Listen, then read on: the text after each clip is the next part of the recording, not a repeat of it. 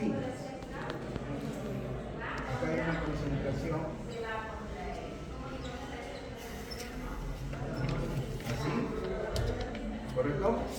¿De cuántas bolitas? 10. Y ahora hay así, ¿correcto? Ya. Primer concepto. Cuando hablemos de soluciones hiper, iso o hipotónicas, siempre es un aspecto comparativo. O sea, las soluciones no son ni hiper, ni hipo, ni isotónicas per se, por sí solas, sino cuando se comparan con algo. Entonces, acá, como hay una concentración mayor que acá, podemos decir que esta solución es hipertónica comparativamente con esto. A lo inverso, esto es hipotónica comparativamente con esto. ¿Ya? Entonces, siempre cuando ustedes hablan de soluciones, siempre comparen, contrasten. Tienen que ser frente a algo. ¿Ya? Ahora, dicho eso, acá hay un volumen A y hay un volumen B. Si acá hay mayor concentración y acá hay menor concentración, la pregunta, ¿dónde hay más agua? ¿Dónde hay más agua? En B hay más agua, ¿no es cierto? Acá hay más agua. ¿Y dónde hay menos agua? Por lo tanto, ¿qué dice el concepto de ósmosis? De mayor volumen de agua fluye por una membrana que sea semipermeable, porque si la membrana no es semipermeable, no hay flujo. Entonces, otra característica importante es la semipermeabilidad de esta membrana. Por ende, el paso es de aquí hacia aquí. ¿Correcto? Acá hay más agua, acá hay menos agua. ¿Qué es lo que busca este traspaso? Busca equilibrar concentración. Va a llegar un momento en que, fíjense, acá hay líquido, hay un volumen 1, pero después el volumen 2 sería mayor o menor. ¿Qué dicen? Menor. Es posible que este volumen 2 ¿están siguiendo? Sí. Voy a hacer rayado. ¿Ya? Entonces el volumen 2 es menor que el volumen 1. ¿Por qué?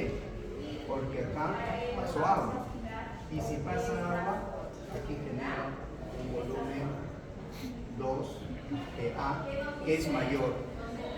Pero cuando ustedes esta concentración lo dividen en este volumen, va a llegar un momento en que los dos tienen la misma concentración.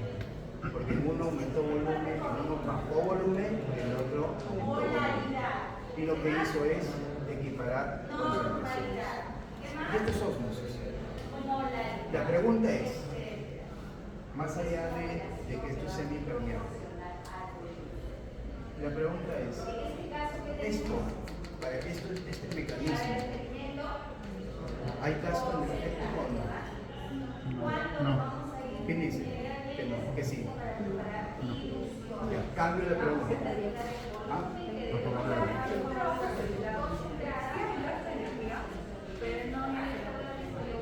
Entonces, ¿qué energía es? Ya hay energía cinética, pero no hay gasto diatético, ¿cierto? Correcto. Ahora, toda ósmosis excluye el gasto energético repetido. O hay ósmosis que sí tiene gasto energético. ¿Ah? No te escucho. Hay osmosis inversa. ¿Hay Hay osmosis inversa que da Muy bien. Correcto.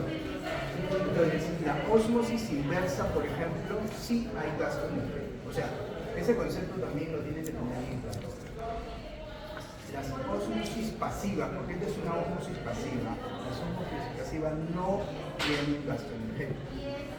Pero hay una variante de osmosis, que como su compañera lo dijo, hay una osmosis inversa, que sí tiene gasto energético. ¿Correcto? Que sí tiene gasto energético. Pero para efectos de la práctica, estamos hablando exclusivamente de qué osmosis? La pasiva. La pasiva, en donde simplemente es energía cinética, ¿no? O por volumen o concentraciones. ¿Correcto? ¿Hasta ahí alguien tiene alguna pregunta?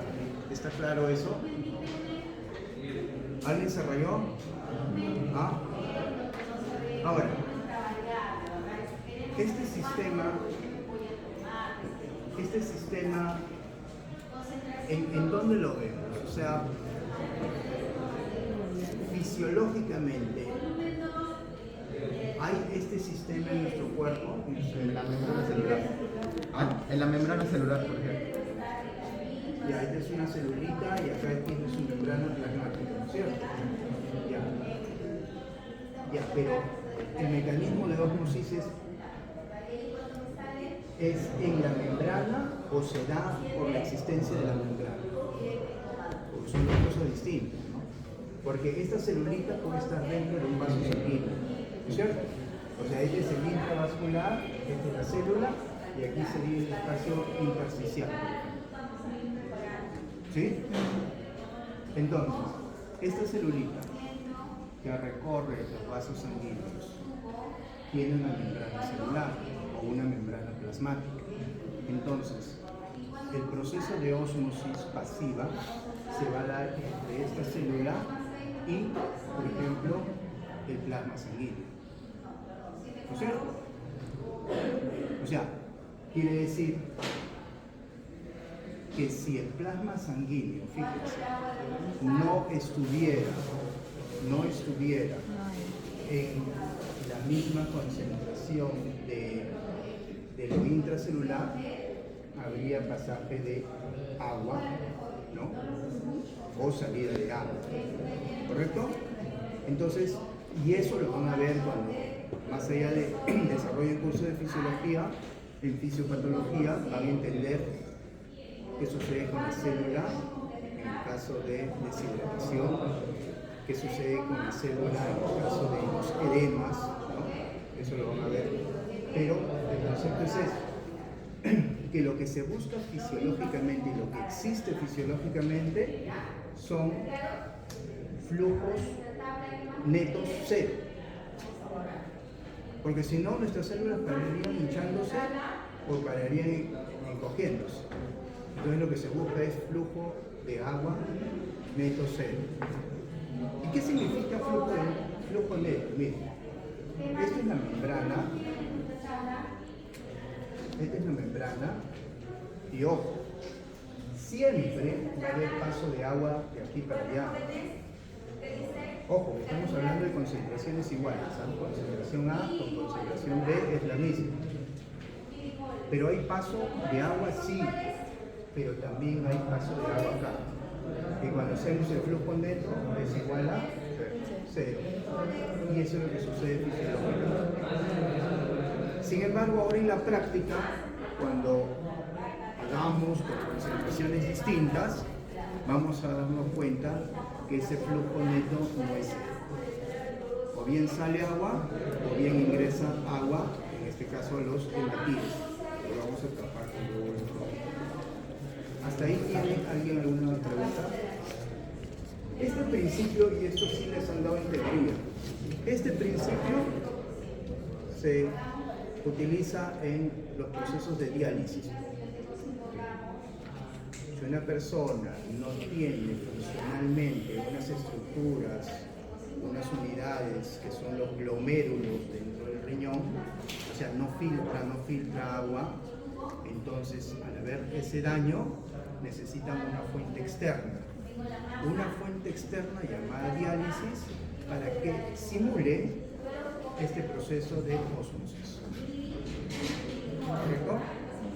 O sea, la tecnología ha buscado alternativas, y ahí en el mundo de la tecnología ustedes tienen que empezar a empapar de las la tecnología ha buscado alternativas en cómo suplir lo que no funciona, ¿no? Si no tengo glomérulos funcionantes que filtran agua, entonces utilizo fuentes externas que tengan el principio de membrana plasmática o membrana semipermeable, ¿correcto? ¿Listo? ¿Alguna pregunta? Ya, ahora sí, vamos de frente a lo que tenemos que desarrollar. Con el tiempo todavía me está pisando, ¿no? Vamos para arriba.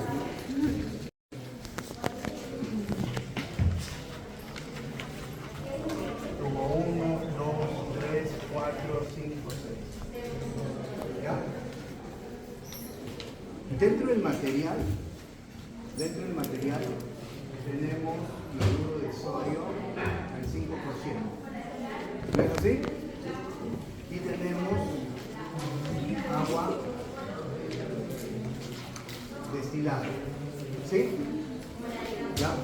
Entonces tenemos cloruro de sodio al 5% y agua destilada. Pero vamos a trabajar con una solución de 10 cc, o sea, hay un límite en cuanto a volumen, ¿ya? De 10 cc, ¿ya? Bajo no copies, si todo eso está en su protocolo, lo único que estamos haciendo, ya. Entonces, cloruro al 5, agua destilada. Sin embargo, lo que queremos ahora es que estos tubos tengan concentraciones de cloruro de sodio en diferentes concentraciones, ¿no es cierto? Entonces, en el tubo 1 se va a trabajar con una concentración del 5%. ¿No es así? Sí. La pregunta es, si se trabaja al 5%, ¿necesito agua destilada? No, pues, entonces, ¿cuánto es el cloruro de sodio? 10, y acá, 0, que le da el volumen de 10. ¿Correcto? ¿Cuál es su trabajo ahorita? Es que hallen los volúmenes, porque luego lo van a hacer bien la práctica, pero antes de hacer la práctica necesitan saber qué volumen van a utilizar. Entonces tienen que hallar esto, de todos los tubos. ¿Ya? El tema es matemática nada más. Alguien ya sabe hacerlo en el tubo 2, que es al 3.6, ¿no? 3.6%. ¿Alguien quiere hacerlo? A ver, pasa. Pero bien didáctico, ¿ah? Con manzanitas, con todo. Pero explicando. La anotación y nada. Así. Un poquito más alto para que... A mí me están pidiendo ya, para el tubo de ensayo 2, saber cuál es la cantidad de cloruro de sodio al 5% que voy a utilizar para obtener una concentración de 3,6%. Para esto hay ya una fórmula preestablecida que trabaja como volumen inicial, la concentración al 5%, y como volumen final voy a tener una concentración de 3,6% con 10 mililitros, porque es la máxima Se cantidad. vuelve en tope, ¿no? Un tope que puede contener el tubo de ensayo. Luego, empiezo a reemplazar, necesito saber qué cantidad voy a utilizar de cloruro de sodio al 5%. Al final, para obtener una solución con 10 mililitros que tenga una concentración de 3,6%. Yo efectúo el cálculo y obtengo que de esta solución voy a utilizar 7,2 mililitros de cloruro de sodio al 5%. 5%, ponle ahí el 5% porque es el 5%. O sea, utilizo de lo que tengo, ¿no? Y voy a necesitar esta cantidad para convertir al 3.6. Por ende, ¿cuánto sería de agua destilada? La diferencia es 10 menos 7,2, 2,8 de agua destilada. ¿No es cierto? Ya. O lo haces de esa forma, o regla de 3, bueno, ya eso es ingenio matemático, ya eso ya cada uno desarrolla como gusta. ¿Ya? ¿Tiene alguien alguna pregunta? Porque todo este proceso va a ser igual acá, acá, acá. Entonces, lo primero que quiero ver es todas las concentraciones, las diversas concentraciones con su respectivo volumen. Porque luego ya van a empezar a vertir el tubo 1, 2, 3, 4, hasta el 6.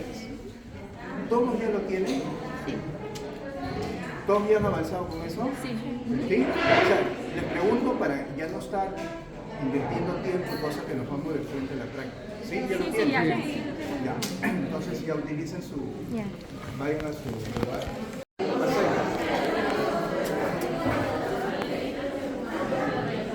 Ya miren, les voy a explicar esta segunda parte que ustedes van a justamente analizar el porqué de esta práctica, ¿no? Si bien es cierto, todo está concentrado en lo que es ósmosis pasiva, pero eso puede tener muchas aplicaciones también en el contexto clínico, y les voy a explicar la razón, ¿no?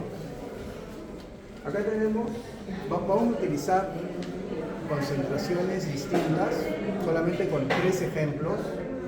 Una, la del 5%, la del 0,9 y la del 0,45. ¿Ya? Esas 3. ¿Por qué?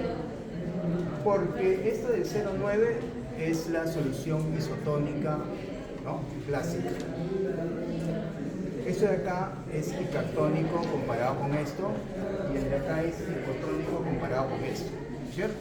Ya, eso es lo que habíamos dicho, que siempre el tema de las concentraciones, ustedes considérenlo siempre en un aspecto comparativo. Ahora, a continuación vamos a aplicar sangre, pero en sangre hay la unidad clásica, que es el hematíe, los eritrocitos, pero también hay proteínas, hay otros agregados, ¿ya? Pero solamente pensemos en la célula, en este caso al hematíe, ¿correcto? Lo que van a vertir es una sola gota, no en todos los tubos, por eso que solo concéntrense en esas 3, 5, 0,9 y el 0,45. Una sola gota, porque si no tendríamos que desangrar a alguien porque nos quedamos sin sangre, ¿ya? Entonces, una sola gota para que quede claro en cada una de estas concentraciones. Ahora, aquí ya más allá de la teoría, analicen qué es lo que se produciría acá, acá y acá. ¿Qué piensan? Acá tenemos una célula. Y esta célula, este contenido, se supone que es una concentración isotónica, ¿no es cierto? Comparando con esto, que es hipertónica. ¿Qué creen que ocurra con lo que es la ósmosis pasiva y con lo que es el agua? ¿De dónde a dónde se ve el agua? A ver, tú decías del... ¿Ya? Acá. O sea, sale agua. Ya todos están de acuerdo, ¿no es cierto? Eso ya no se discute, ¿ya? Entonces, en lugar de menor concentración, se supone que hay más agua, a un lugar de mayor concentración, en donde hay menos agua proporcionalmente. Entonces sale así. ¿Y qué ocurriría acá? ¿Qué ocurre con ese glóbulo rojo? ¿Ah? Se arruga, ¿ya? Y ese proceso se llama, ¿correcto?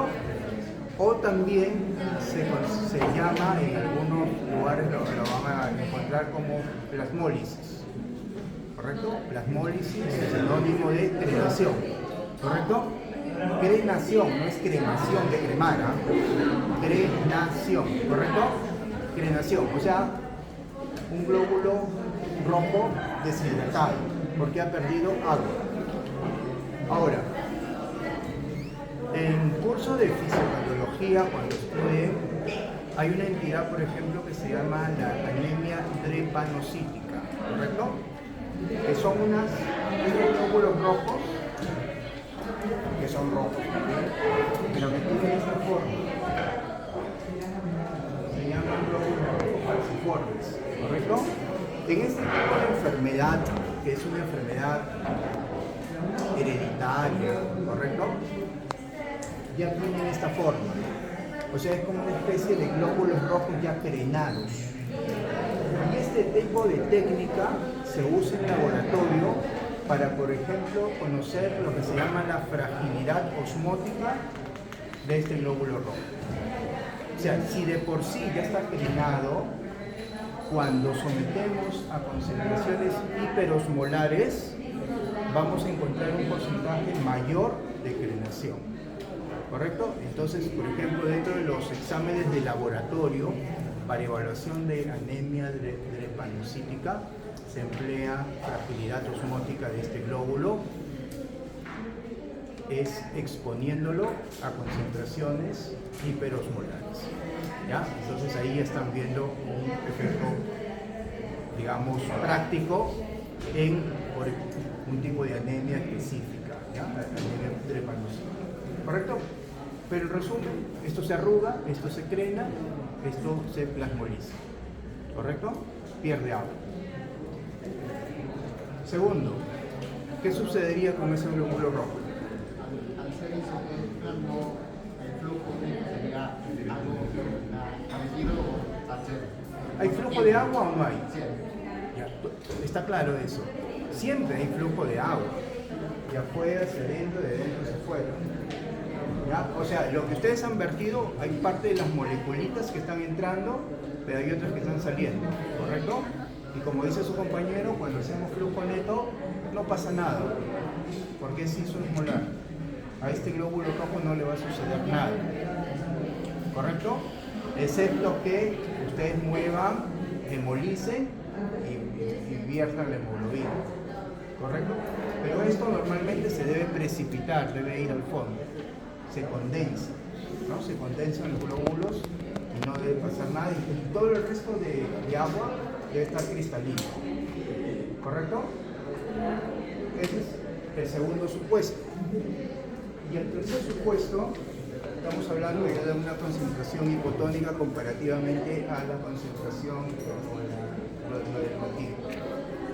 ¿Qué sucedería ahí? ¿Ah? ¿De dónde a dónde va el agua? ¿Ah? No sería del plasma, ¿no? Porque acá no estamos hablando de plasma. Entonces, en este caso, de la dilución del 0,45, ¿no es cierto? Va, ingresa, ¿no es cierto? Y si ingresa, ¿qué está pasando? Se hincha. Se hincha. Y tanto se hincha que rompe la membrana plasmática y por lo tanto eso se llama hemólisis. Conclusión, cuando sometemos a un hematíe con una concentración hipotónica comparativamente con su concentración, podemos producir un proceso de hemólisis, ¿correcto? ¿Ya? Entonces, estos tres ejemplos, lo que se concluye es cómo la deposición del mismo glóbulo a diferentes concentraciones vamos a encontrar resultados distintos, ¿ya? Entonces, solo, insisto, porque queda poquita sangre, solo una gota, ¿ya? A ver, práctica, ¿no? Si hay una coincidencia en cuanto a lo que se espera. Acá está bonito. Este es uno de los más bonitos que ha salido de todos. Porque se supone que se ha crenado, ¿no es cierto? Claro. Al crenarse, los glóbulos rojos se pegan el uno al otro. Y una vez que se pegan, se van y se vierten al fondo. Crenación o plasmólisis. ¿Ya? Entonces, si ustedes esto lo llevan al microscopio, entran por ejemplo con una pipeta, van al fondo y lo ponen en una lámina, deberían encontrar algunos glóbulos rojos crenados, ¿ya? Pero Esta técnica es de mucha ayuda, por ejemplo, en anemia drepanocítica, lo que les decía. ¿Qué es lo que se hace? A pacientes con sospecha de anemia drepanocítica versus un paciente que sabe que es normal, a ambas sangres lo exponen a esta concentración del 5%, donde esperan encontrar microscópicamente más glóbulos drenados. ¿Dónde? En el que tenga la patología. Entonces, esa técnica de fragilidad osmótica nos es útil y tiene aplicación clínica, ¿ya? Pero este es uno de los más bonitos. Este sí, horrible. ¿Por qué? Recuerden que es una concentración isosmolar, ¿no es cierto? O isotónica. Debería ser así de transparente. ¿Por qué? Porque hay flujo neto de agua cero. Se ha metido y ha salido, pero no tiene por qué pintar. No pinta porque no tiene que haber hemólisis. Acá sí ha habido ruptura y hay algunos glóbulos que se han roto. Ahí puede explicarse por dos razones. O la concentración es un poquito más de 0,9, de repente llega a 1 o 1.1, o simplemente se ha hemolizado en el momento de mover. ¿Ya? No es lo ideal, como lo digo, lo ideal es eso. O sea, esto lo que era bonito, el segundo ya lo convierte en feo. Y vamos por la última. Esto de acá, igual, glóbulos rojos se explosionan, ¿no es cierto?